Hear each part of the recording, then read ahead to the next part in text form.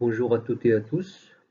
Dans une nouvelle formation, mini-formation, sur notre Académie Cosmopolis. Donc, si vous êtes nouveau sur notre chaîne, n'oubliez pas de s'abonner sur la chaîne. Si vous êtes intéressé par le contenu éducatif et psychologique, culturel. Donc, en ce qui concerne cette mini-formation intitulée La routine productive, il s'agit d'un challenge de 7 jours pour maîtriser votre routine productive et aussi pour améliorer votre bien-être et votre productif quotidien. Alors, pendant longtemps, cru que pour changer notre vie, il fallait un grand moment, une décision radicale, un déclic puissant comme si la transformation devrait commencer par quelque chose d'extraordinaire. Mais l'histoire humaine nous montre exactement l'inverse. Lorsque les premières universités modernes, par exemple, apparaissent en Europe, les savants ne travaillaient pas dans l'inspiration permanente. Ils suivaient des rythmes extrêmement simples, quelques heures d'études chaque jour, au même endroit, avec les mêmes gestes.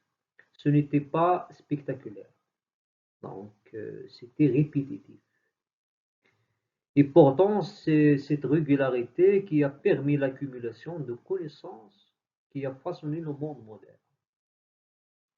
Ceci dans la sphère scientifique, la même chose dans la sphère économique et entrepreneuriale et sociétale dans tous les domaines. Dans notre imaginaire actuel, nous associons le progrès à l'intensité. Mais dans la réalité, le progrès est presque toujours le résultat de la constance. Aujourd'hui, nous vivons dans un contexte radicalement différent. Nous sommes exposés à une quantité d'informations qu'aucune génération avant nous n'a connue. Notre attention est sollicitée en permanence. Chaque notification, chaque message, chaque interruption fragmente notre capacité à rester engagé dans une seule chose. Les psychologues parlent de coûts de commutation cognitive, comme nous les avons déjà cités dans une autre formation sur l'éducation numérique. Chaque fois que notre attention change de cible, notre cerveau consomme de l'énergie pour se réorienter. Plutôt, à la fin de la journée, nous avons l'impression d'avoir été actifs, mais pas d'avoir avancé. Les travaux en psychologie cognitive montrent que ces dispersions réduisent profondément notre sentiment d'efficacité personnelle. Euh, Par exemple, Baumstar et Tierney, deux grands psychologues, venant travailler sur la fatigue décisionnelle, qui est liée à ce phénomène. Ce que nous appelons souvent un manque de discipline est en réalité un environnement qui rend la continuité difficile. C'est pour cela la plupart des routines échouent. Elles sont construites comme des projets ambitieux, alors que le cerveau humain fonctionne par adaptation progressive. Les recherches sur la formation des habitudes montrent qu'un comportement répété dans un contexte stable finit par devenir automatique. Non pas parce qu'il est intense, mais parce qu'il est régulier. Par exemple, le travail de Hige en 2012 et aussi l'ALI et autres qui ont travaillé sur la formation des habitudes. Et à la fin de cette vidéo, nous allons citer quelques livres classiques sur le sujet. Autrement dit, ce qui transforme une vie, ce n'est pas ce que l'on fait une fois avec motivation, mais ce que l'on répète assez longtemps pour que cela devienne normal. Sur ce point, il faut souligner et attirer l'attention des jeunes d'aujourd'hui qui pensent que la réussite vient de la motivation. Mais la réussite, c'est un travail monotone, un travail de répétition des tâches, des mêmes tâches chaque jour. Et c'est exactement l'objectif de ce challenge. Donc, on va vous donner quelques astuces pour instaurer un système productif des habitudes. Nous n'allons pas chercher à devenir une version idéale de nous-mêmes. Nous allons construire quelque chose de beaucoup plus puissant. Un point d'appui quotidien, un moment court et une action volontaire. Un espace où l'on reprend le contrôle de son attention. Les historiens de la science ont souvent remarqué que les grandes découvertes ne naissaient pas dans le chaos, mais dans les routines de travail extrêmement structurées. La créativité elle-même s'appuie sur la régularité. Le psychologue Milalitsine Milaili, célèbre avec son bouquin sur le flow, a montré que les états de concentration profonde, ce qu'il appelle le flow, apparaissent lorsque l'esprit retrouve une continuité d'action, pas lorsqu'il est dispersé. Ce challenge s'inscrit dans cette logique. Alors, pendant 7 jours, il ne s'agit pas de faire plus, il s'agit de faire autrement.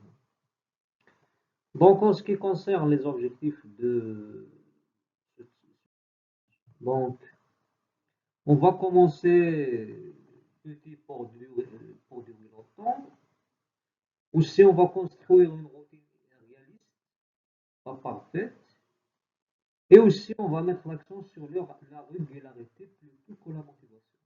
Et finalement, on va reprendre progressivement le contrôle de vos journées.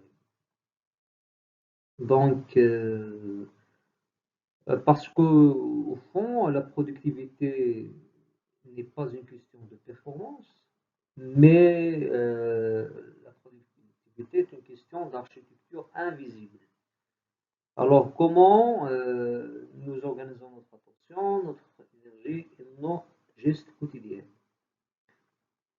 Et alors, cette architecture devient simple et stable, quelque chose change profondément, nous ne luttons contre nos journées, nous commençons à les habituer consciemment. Ces 7 jours ne sont pas donc un défi à réussir, ce sont une expérience pour reconstruire pas à pas un mode de fonctionnement. Euh, disons un système simple que vous pourrez continuer après 7 jours. Donc une semaine de challenge. En ce qui concerne les axes, donc on va parler dans un premier temps de comment on peut reprendre l'attention dans l'âge euh, numérique. Puis, dans un autre axe, on va installer une micro-routine. Et puis, dans un autre temps, dans l'axe 3, on va parler de la priorité essentielle de la personne. Et finalement, on va savoir comment gérer son énergie euh, et, et puis comment construire l'identité productive. Donc, pour aller plus loin, donc, je vous cite quelques livres et références intéressants. Donc voilà, comme vous voyez, le célèbre Atomic Habits de James Clear, aussi le livre de Flow, The Psychology of Optimal Experience de Tim Milali, aussi le célèbre The Power of Habits de Charles Duhigg, et le dernier que je le recommande vivement Carl Newport, Deep, Deep Work. Donc, si vous voulez approfondir vos connaissances autour de ce sujet. Donc,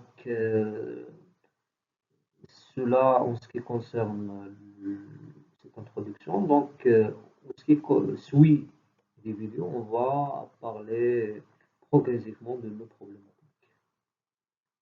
Donc, je vous remercie d'avoir suivi cet épisode de cette formation et à la prochaine vidéo qui va parler et analyser comment on reprendre son attention à l'âge digital.